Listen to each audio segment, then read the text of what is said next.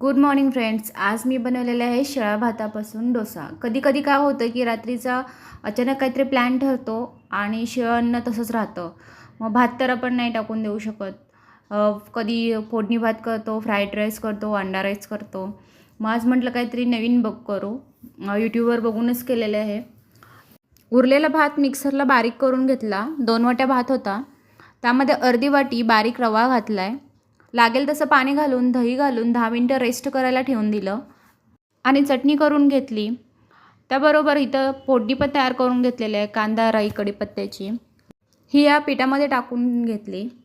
त्यानंतर मीठ आणि बेकिंग सोडा घालून थोडंसं पाणी घालून पुन्हा एकदा बॅटर हलवून घेतलं. एकीकडे पॅन ठेवला, मस्त डोसा पसरवून घेतला. थोडा चिकटतो पण ठीक आहे, चांगला निघतो. आणि एकीकडे अप्पे पण काढून घेतले. दोन्ही पदार्थ टेस्टी झाले होते आणि भात पण वाया नाही गेला. तुम्ही पण ट्राय करून बघा.